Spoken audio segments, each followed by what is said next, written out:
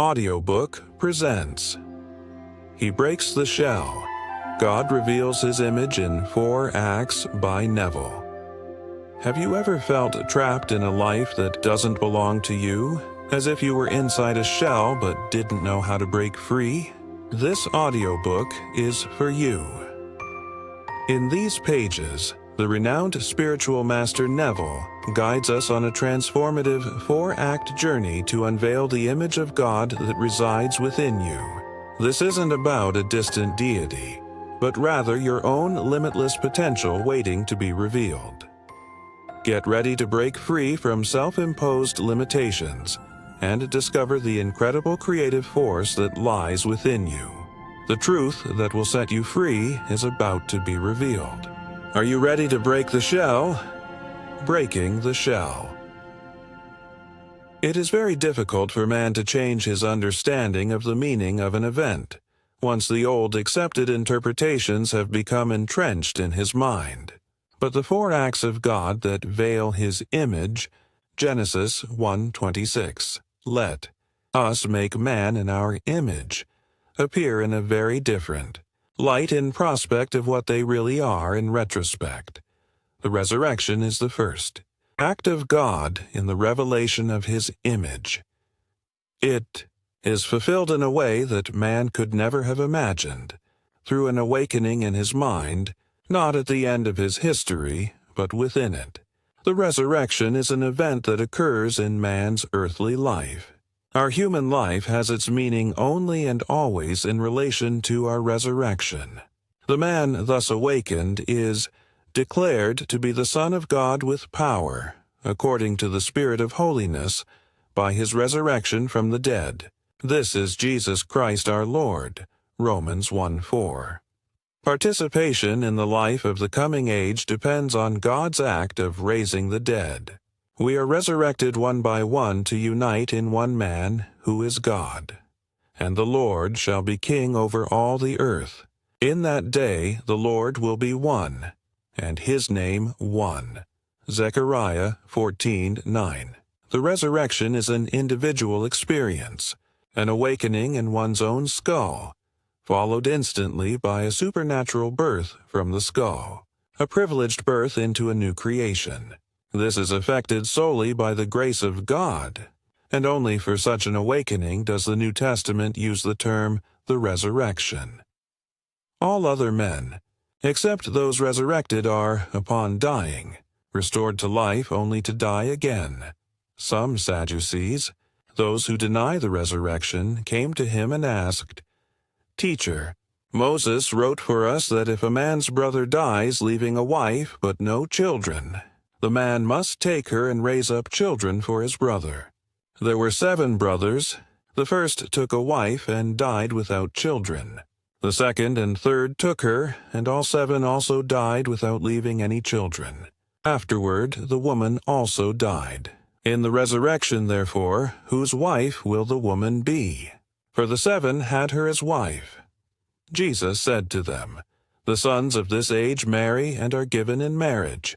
But those who are considered worthy to attain to that age and the resurrection from the dead neither marry nor are given in marriage.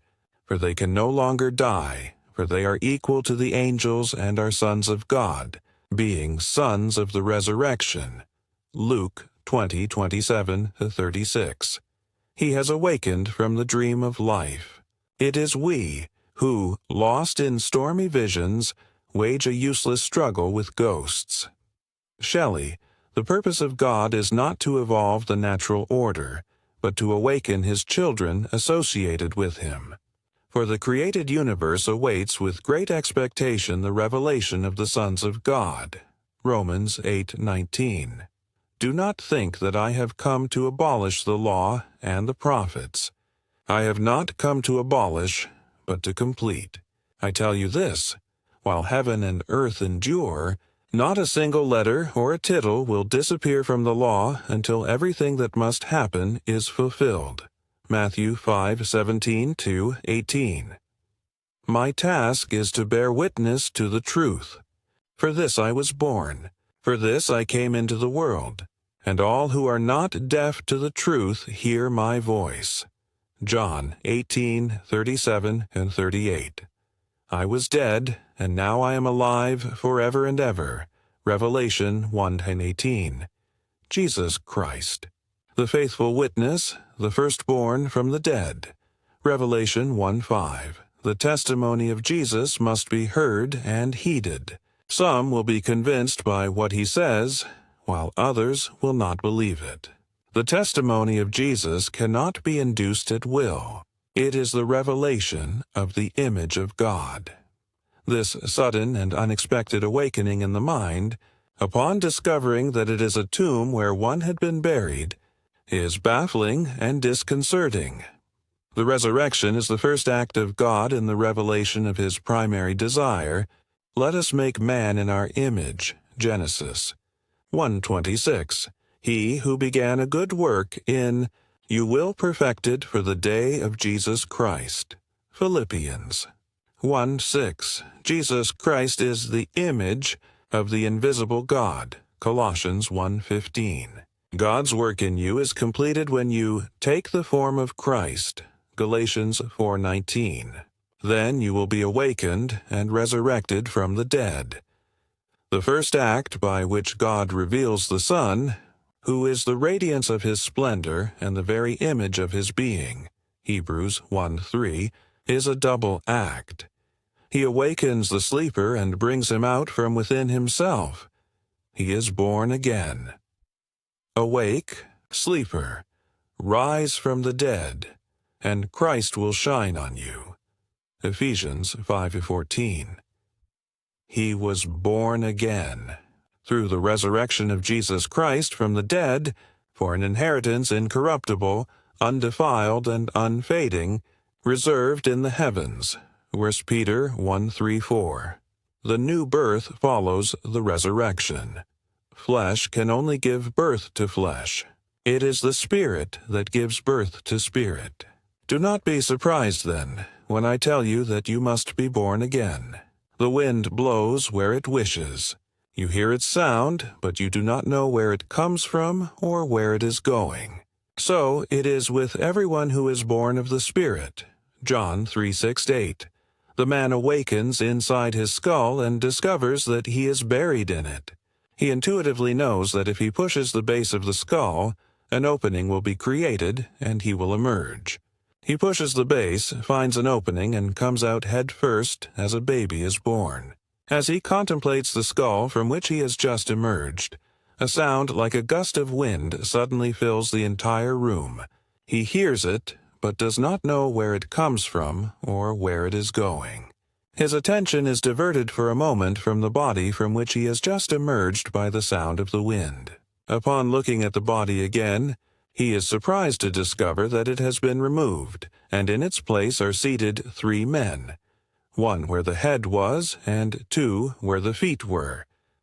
They also hear the sound of the mighty victory, but they do not know where it comes from or where it is going. They do not see the man born from his skull, but they find the sign of his birth, a baby wrapped in swaddling clothes and lying on the ground. Today, in the city of David, a deliverer has been born to you, the Messiah, the Lord. And this will be your sign. You will find a child lying, wrapped in a manger. Luke 2:11-12. They find the sign of his birth, but not the man born twice, for he is now declared to be the Son of God through a powerful act by his resurrection from the dead. Romans 1:4. My Father and I are one. John 10:30. The second powerful act. The second powerful act reveals the mystery of fatherhood and the brotherhood of man. Man finds David, of biblical fame, and discovers that his nature and mission are spiritual, not physical or historical. I have found David. He will cry out to me, "You are my Father, my God, and the rock of my salvation." Psalm 89:20-26. You are my son. Today I have begotten you. Psalm 2:7. No one knows who the Son is except the Father, nor who the Father is except the Son and the one to whom the Son chooses to reveal him. Luke 10:22. He said to them, "How can they say that the Messiah is the son of David? If David himself calls him Lord, how can he then be David's son?" Luke 20:41-44. David, in the Spirit, calls him my Father. When the Messiah, the image of the invisible God, is formed in man, he will find David, and David will call him Father. Finally, all men will say to David, "You are my son. Today I have begotten you." Psalm 2:7. And all will know the fatherhood and brotherhood of man. Philip said to him, "Lord, show us the Father, and we ask for nothing more."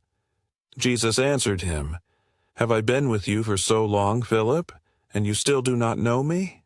He who has seen me has seen the Father. How then can you say, 'Show us the Father'? Do you not believe that I am in the Father, and the Father is in me?" John 14:8-10. The third powerful act. The third powerful act that reveals the image of God is of a double nature. You are God's temple, and God's Spirit dwells in you. 1 Corinthians 3:16. And the veil of the temple was torn in two, from top to bottom. Mark 15:38. So now, my friends, the blood of Jesus gives us the freedom to enter the sanctuary boldly by the new and living way he has opened for us through the veil, that is, through his flesh. Hebrews 10:19-20. A bolt of lightning splits a man in two, from the top of his head to the base of his spine. He is cleaved like a tree struck by lightning. At the base of his severed body he sees the blood of Jesus, a pool of molten gold. He knows it is himself. Then, merging with the blood of Jesus, he ascends his severed spine in a serpentine motion to his skull. This is so that the scripture may be fulfilled. The Son of Man must be lifted up just as the serpent was lifted up by Moses in the wilderness. John 3:14. The fourth and final act. The fourth and final act is an expression of God's satisfaction with his work. And God saw everything that he had made, and behold, it was very good. Genesis 1:31. The man's skull suddenly becomes translucent. Above it, as if floating, a dove hovers with its gaze fixed on him. And behold, the heavens were opened to him, and he saw the Spirit of God descending like a dove and settling upon him. And behold, a voice from heaven said, "This is my Son, my beloved, in whom I am well pleased." Matthew 3:16-17. The dove descends upon him and fills him with love, kissing his face, head, and neck. These four imposing acts, although separated by approximately 3.5 years, form part of a single complex. To the resurrected Christ are conferred, in these four mystical and supernatural experiences of man, the divine names of Jesus, Father, Son of Man, Son of God. Resurrection is a unique personal experience. It is, by definition, the resurrection of Christ. Although the resurrection itself is not described anywhere in the Scriptures, it represents the central point of the Christian faith. It marks the division between this era and the one in which even the law of death is broken, where one no longer dies, where all are equal to the angels, children no longer of this world but of that one, of God and of the resurrection. It is a new creation. To become another person is to extinguish oneself, in effect, to die. In this sense, God died for man. He was in the form of God, but emptied himself, taking the form of a servant, being made in the likeness of men. Philippians 2:6-7.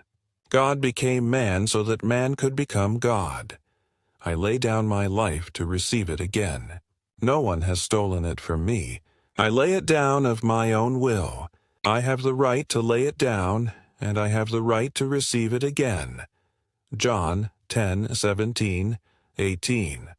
After the resurrection, man rereads in the ancient scriptures hints and foreshadows of the truth as he experienced it. In the scroll of the book it is written of me. Psalm 40:7. Do you not realize that Jesus Christ is in you? 2 Corinthians 13:5. Christ could not arise from the man in whom he did not exist.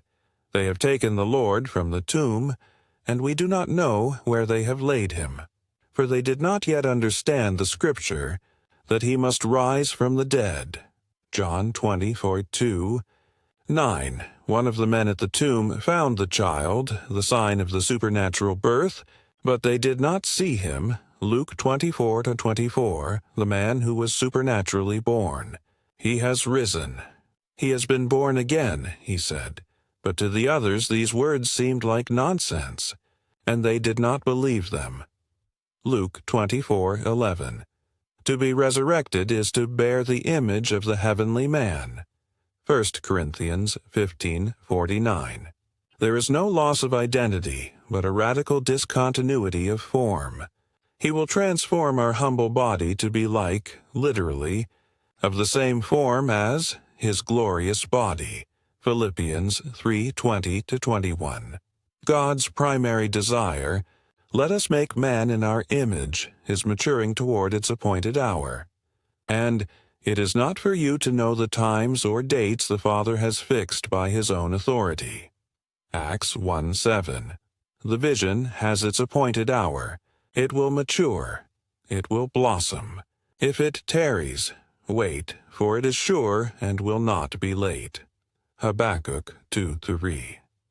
The sacred history of Israel, as recorded in the Old Testament, is a completely prophetic story that God brings to its climax and fulfillment in Jesus Christ in you. The Lord of hosts has sworn, as I have planned it, so it shall be, and as I have determined it, so it shall be fulfilled. Isaiah 14:24. The promises of God, cherished for so long as buds on the tree of his unfolding purpose, will blossom in 4 powerful acts in Christ in you. The full force of this truth may go unnoticed because you are not aware of any sudden break with the past. Something new has happened. You have been born again. Great is, indeed, we confess, the mystery of our religion. 1 Timothy 3:16. Everything written in the Scriptures about Jesus Christ is written about man. And when they came to the place called the skull, they crucified him there. Luke 23:33. The tomb cut into the rock in which no one had yet been laid. Luke 23:53 is the man's skull.